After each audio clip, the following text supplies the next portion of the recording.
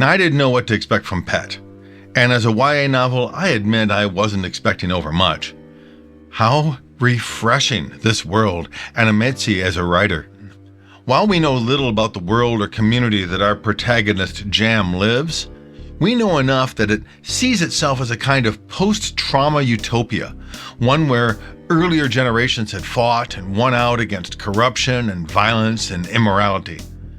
I couldn't help but imagine a subtle critique on too optimistic Afrofuturist visions, but, it need not be this. So thoroughly have they convinced themselves, these folks, that they have banished these enemies, despite their constant honoring of the revolution's leaders and Jam's mother inexplicably painting monstrous creatures. So confident are they that when young Jam herself meets a monster, angel, spirit, subconscious creature that insists a dark enemy is amongst them all, no one believes her. Thus, a plot is born. And this conceit of a group of characters of diverse means and talents, a sensitively portrayed and forward-thinking representative of disability and gender here, gathered around a suppressed but still separating wound in its history and psyche, one which is growing dangerous, but no spoilers, makes for both a fine mystery to solve of a young stumbling sleuth and an awakening to the real flaws in this future society, and of course, our own. Of course, Pet the Monster steals every scene, and its critiques on its inimitable role and on humans in general are easy to accept. Perhaps too easy. Emezi approaches all of this with a delicacy that I have to admire.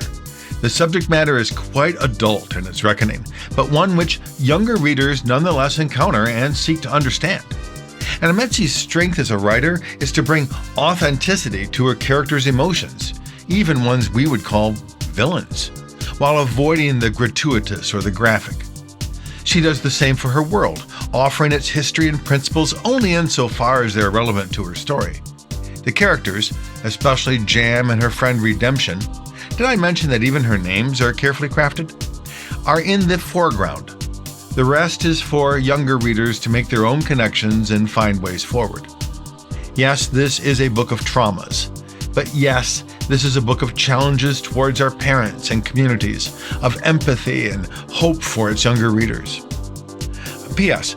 I can't help but mention that anyone who enjoys Pet must certainly also read N.K. Jemison's short story, The Ones Who Stay and Fight, which echoes similar themes with different strategies, which is itself an answer to Ursula K. Le Guin's The Ones Who Walk Away from Omelas, which does the same. I suspect Emezi has read them both.